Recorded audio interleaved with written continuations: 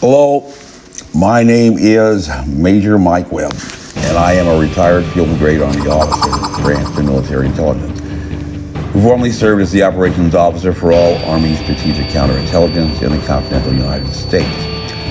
And the topic of the day arises from recent alarming reports in the news media about new variants of a novel coronavirus and more infectious strains about which apparently some in the scientific community in a pandemic panic have become concerned.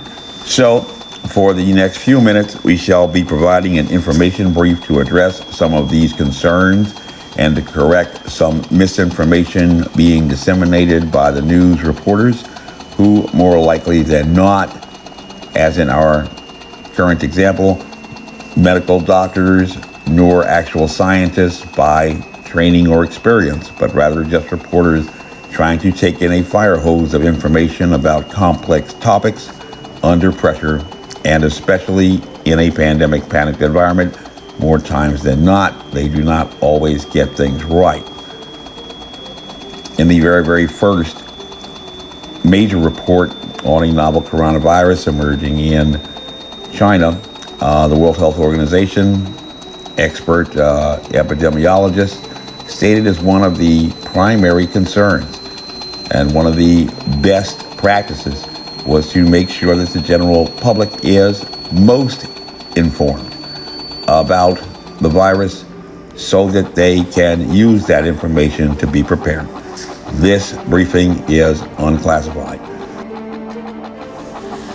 For review, in the prior installments of these information briefings, you were introduced to the analysis of Maggie Fox, the health news editor for CNN at the DC National Affiliate Office, who is not by credentials a scientist, despite some impressive sounding fellowships or glamorized internship opportunities at Harvard and the National Institute for Health.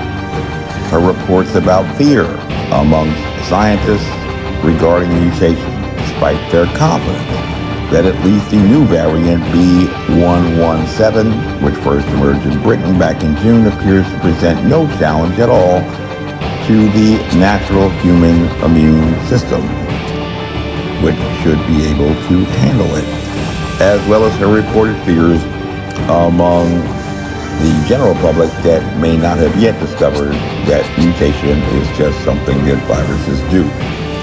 And if there is a consistent theme throughout her analysis, work product in what we shall refer to lightly as journalism, it can be stated that Dr. Rochelle Walensky, the newly appointed director at the Center for Disease Control and Prevention, is in one accord with Dr. Anthony Fauci, the director for the National Institute for Allergy and Infectious Disease, who is often referred to in the news as the nation's leading infectious disease control expert, that we can be confident that the standard protocols they have recommended from the beginning that have yet failed to prevent the fatalities of what is quickly approaching 500,000, primarily among the elderly in nursing homes, a known risk from the beginning, should be adequate, especially with the recent arrival of the new vaccines that were rushed through production and approval and are now being mass deployed to address the public health crisis. In sum, despite the emergence of what has been portrayed in the news as the emergence of more highly infectious mutation variants for a pathogen for which not even one scientist has yet to date articulated an infectious dose for the less highly infectious pathogen, COVID-19, not validated as infectious in any credible large sample size tracer context study to date, all current postures promoting mass vaccination, social distancing, and facial coverings should work as a plan to eliminate COVID-19. But being a graduate of the University of South Carolina, Maggie then shifts her focus to the new variant B.1.351 or 501Y V2, which was first observed in South Africa, but which was reported for the first time in the U.S. on Thursday in South Carolina, presented in two people who resided in different parts of the state with no history of shared connections nor recent travel, And according to Maggie, Dr. Brandon Traxler, the health department's interim public health director, declined to say whether that indicated that the variant must be spreading in the wider community.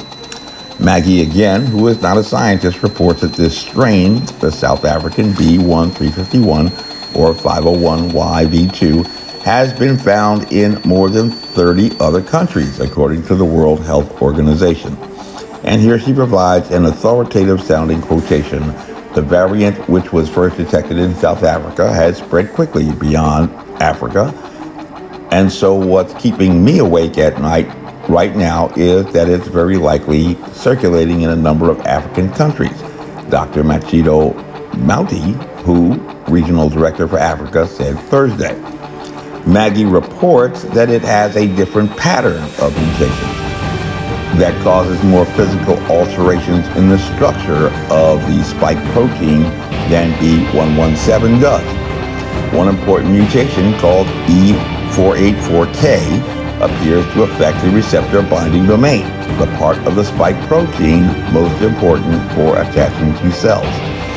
Maggie does not report this, but for your edification, it may be of assistance to know when you're doing other reading and research that in the scientific community, the recombinant binding domain is often abbreviated as RBD, like Ruth Bader Ginsburg, but with a D at the end.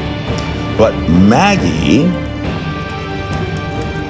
goes on to report that even if Dr. Fauci is wholly confident that vaccinations will help the coronavirus variants from emerging, this mutation called E484K in the South African B1351 or 501YV2 possibly, again, we emphasize the word possibly, could help the virus partly escape the effects of vaccines. Escape? And here, to buttress support for her statement, Maggie includes a quote from Gregory Armstrong, the lieutenant for Dr. Rochelle Walensky, the newly appointed director of the Centers for Disease Control and Prevention, who is speaking on behalf of as the director of the Office of Advanced Molecular Detection at CDC, and he informs her readers about this division or break with Dr. Fauci that we can conclude that there is more concern about immune escape, while Maggie provides us assurances that vaccine makers and academic researchers are testing samples of this variant along with others to see if it can evade the immune response caused by vaccination. So already we have kind of a break between what is going on at CDC and NIAID, Dr. Walensky and Dr. Fauci. While to scientists, this concern about a pathogen that has yet to have been validated as even infectious may cause considerable consternation, Maggie provides us assurances again from Dr. Fauci that, as she reports, there is an extra cushion of immunity caused by vaccination, and vaccinations provide us, or as she reports, gives some wiggle room. The good news is the vaccines as they exist now still would be effective against the mutants. The sobering news, as you get more and more replications, you can get more and more of evolution of mutants, which means you always got to be a step ahead of it, Fauci told CNN on Monday. Did Maggie not just tell us, despite Fauci's assurances, that the new variant may be able to evade the immune response caused by the vaccine? This is reported from the CDC. Again, we are seeing a break.